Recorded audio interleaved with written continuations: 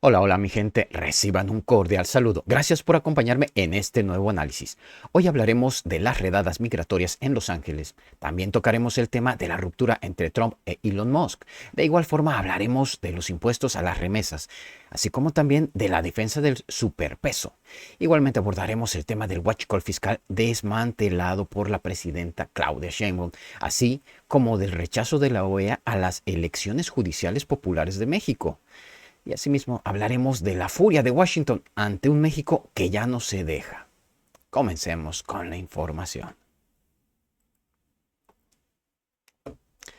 Resulta que el presidente de Estados Unidos, Donald Trump, enfrenta una de las semanas más críticas de su mandato. Con su paquete fiscal al borde del colapso, Trump ha lanzado una serie de medidas extremas para distraer la opinión pública. Una de ellas es el aumento de redadas migratorias en ciudades como Los Ángeles, justo cuando se acerca la fecha límite que le impuso su propio poder judicial para justificar los aranceles, que impuso con el pretexto de una supuesta emergencia nacional, ¿sí? Debido al tema de la migración y fentanilo, por supuesto. Pues de no lograrlo, esos aranceles podrían ser declarados ilegales. Como podemos ver, el presidente estadounidense no solo enfrenta presión desde las cortes, sino también desde dentro de su propio gabinete. Al respecto, Elon Musk, quien hasta hace poco colaboraba con su administración, ya se deslindó completamente del plan fiscal trumpista.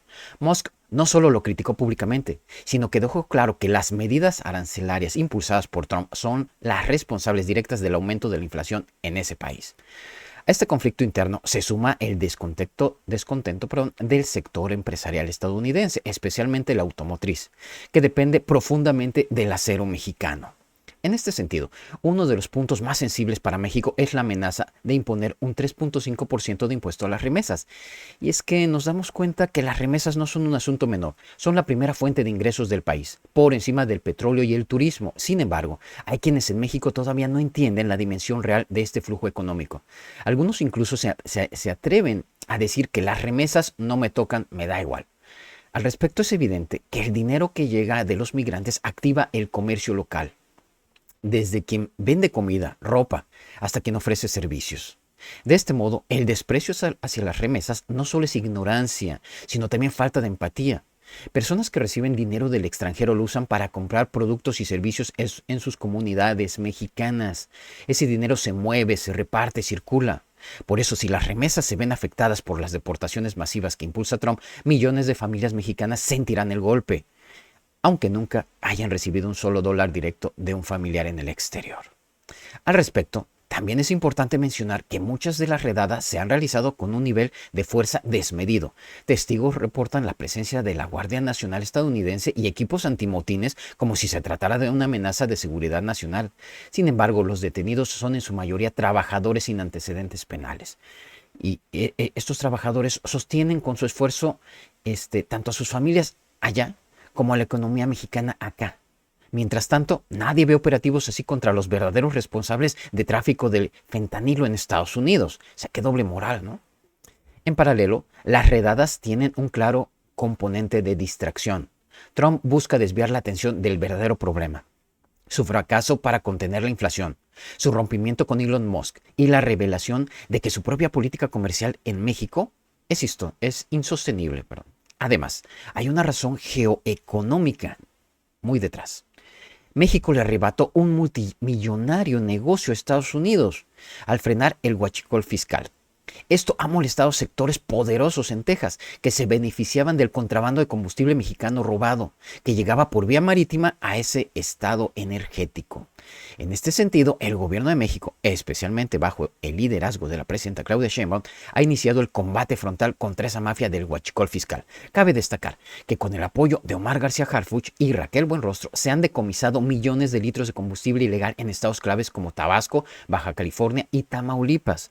Estos operativos no solo golpean al crimen organizado, sino también a los intereses económicos de grupos ligados a los republicanos, razón por la cual Trump ha intensificado su discurso antimexicano. Nos damos cuenta que mientras Trump amenaza con más aranceles al acero y aluminio, en México ya se están dando resultados tangibles. Marcelo Ebrard logró un acuerdo inicial con el Departamento de Comercio en Estados Unidos para evitar sanciones inmediatas. La mezcla mexicana de petróleo sube de valor gracias a la contención del robo, generando excedentes presupuestarios que permitirán a México sostener subsidios en gasolina y electricidad. Y aquí la buena noticia para México.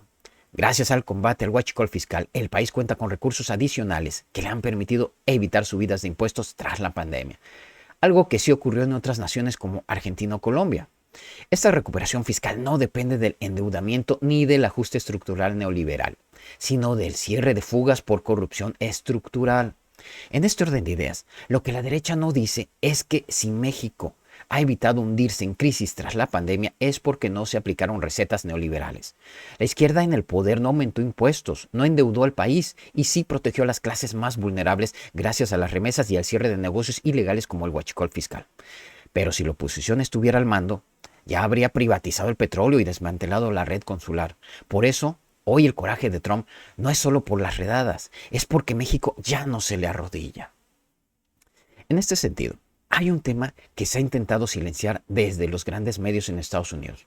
El hecho de que Donald Trump no ha invitado a nuestra presidenta Claudia Sheinbaum a ningún encuentro bilateral. Como podemos ver, mientras otros mandatarios de América Latina se han doblegado con rapidez ante el poder estadounidense, en México ha prevalecido la soberanía. Al respecto, Nayib Bukele, Daniel Noboa y hasta el actual administrador del Canal de Panamá se dieron terreno ante las presiones de Washington. En cambio, la presidenta Sheinbaum no lo ha hecho y eso ha generado molestia directa en la Casa Blanca. Nos damos cuenta que hay una diferencia abismal entre un país que se planta firme, como lo ha hecho México, y otros gobiernos que acceden sin cuestionar. El hecho de que la presidenta Sheinbaum no haya sido invitada a un encuentro de alto nivel con Trump no es descuido, es castigo. Es parte de una narrativa de presión diplomática que pretende aislar a quien no se somete. Sin embargo, la respuesta ha sido clara. México no se rinde ni cambia su política para agradar a ningún mandatario extranjero. En este sentido, el conflicto con Trump no es solo comercial ni migratorio, es también ideológico. El poder popular que eligió un presidente indígena para encabezar la Suprema Corte ha hecho que organismos como la OEA empiecen a lanzar críticas sin fundamento. De este modo, los observadores de ese organismo internacional no se limitaron a evaluar si la elección judicial fue pacífica, sino que se atrevieron a cuestionar el propio modelo de designación cuando ni siquiera tienen competencia legal para opinar sobre ese tema. Al respecto, la presidenta Sheinbaum respondió con claridad. México está cambiando y lo está haciendo por la vía democrática, soberana y popular. El nombramiento del primer presidente indígena de la Suprema Corte, votado directamente por el pueblo, es una transformación de fondo que incomoda a quienes prefieren decisiones tomadas desde cúpulas. El reclamo de la OEA no es por el proceso, es porque el resultado no les gustó, no se ajusta a sus intereses.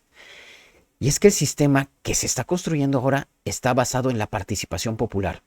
Nos damos cuenta que no solo fue una elección con participación libre, sino que el nuevo modelo judicial pone fin al reparto de cargos entre partidos y cuotas de poder. Resulta que a quienes les incomoda este modelo son los mismos que defendieron por años a jueces corruptos y magistrados al servicio de los intereses empresariales. En paralelo, hay otro frente de presión desde Washington: los aranceles, pues ya hubo otro anuncio reciente del 50% de arancel al acero y al aluminio mexicano que parecía una medida irreversible. Sin embargo, el trabajo diplomático del secretario de Economía, Marcelo Ebrard, logró desactivar el conflicto, al menos de manera temporal. De este modo se evitó un golpe directo a la industria automotriz nacional, que representa parte fundamental de las exportaciones mexicanas a Estados Unidos. Es así que se consolida la buena noticia para México. El superpeso sigue fortaleciéndose frente al dólar, pese a todos los intentos mediáticos por decir lo contrario. Aunque economistas opositores insisten en que no hay nada que celebrar, la realidad es que la moneda mexicana se ha mantenido estable, con apreciaciones constantes, gracias al control financiero que ejerce el actual gobierno, lo cual deja ver que si el modelo judicial fuera tan perjudicial como afirman, el mercado ya lo habría reflejado como fuga de capitales. Pero eso no ha ocurrido. En ese contexto, otro aspecto que ha generado tensión es el crecimiento migratorio de estadounidenses hacia México, pues resulta que miles de ciudadanos de ese país han elegido estados como Yucatán o Quintana Roo para vivir, y lo hacen sin que nadie les exija papeles ni documentación, no se les molesta, no se les detiene, no se les somete a redadas. En cambio, los mexicanos en Los Ángeles son perseguidos, arrestados y humillados como si fueran delincuentes, cuando lo único que hacen es trabajar. En este sentido, se está evidenciando una doble moral en la política migratoria estadounidense. Mientras reclaman respeto a los derechos humanos en otros países, en su territorio despliegan a la Guardia Nacional contra jornaleros, estudiantes y familias migrantes. Al respecto, las redadas en Los Ángeles dejaron al menos 50 detenidos, la mayoría de origen mexicano. La indignación ha crecido y el gobierno federal ya respondió mediante un comunicado, pero la exigencia es mayor. Se requiere presencia consular efectiva y defensa real, no solo pronunciamientos públicos.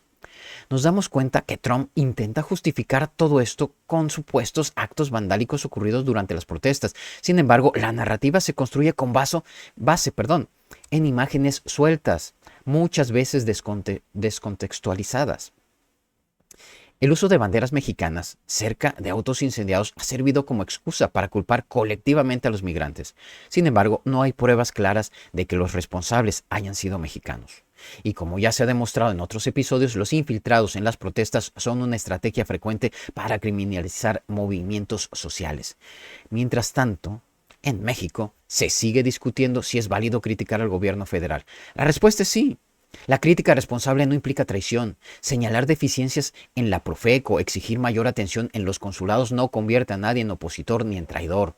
Lo preocupante es que sectores conservadores intentan desviar los discursos hacia ataques personales, acusando sin fundamentos de ser pagados por partidos. Esa estrategia solo refleja la falta de argumentos reales. Y en medio de todo este caos se desprende una buena noticia para México. Ya hay respuesta institucional por parte de la Secretaría de Relaciones Exteriores frente a las redadas. Aunque aún falta mucho por mejorar, se está dando seguimiento a las denuncias y se reconoce la gravedad de los hechos. Es un avance frente a lo que ocurría en gobiernos anteriores, donde ni siquiera se admitía públicamente que había abusos. Es así que lo que se está viendo demuestra que la transformación va en serio. El modelo neoliberal defendido por Trump y sus aliados ya no tiene cabida en México. Hoy, la defensa de los migrantes, la recuperación de la soberanía energética, el freno al saqueo fiscal y el empoderamiento del pueblo en la justicia son pilares de un proyecto que incomoda a las élites. La izquierda en el poder no está para servir a intereses extranjeros, sino para garantizar justicia y dignidad a quienes sostienen esta nación desde dentro y desde el exterior. Y bueno, mi gente, así las cosas. Gracias a todos ustedes por acompañarme en este análisis. Los invito a que le dejen su like a este video, a que se suscriban al canal y activen la campanita para que no se pierdan los próximos videos. Nos vemos en el siguiente video para seguir analizando lo que pasa en nuestro México y en el mundo. Y no olviden dejarme sus comentarios para saber qué piensan, porque su opinión es muy importante. Y en México todos tenemos voz. También quiero darle las gracias a todos los que me dejan sus comentarios, sus likes y que se suscriben. Muchas gracias por su gran apoyo. Recuerden, siempre a la izquierda, con el pueblo.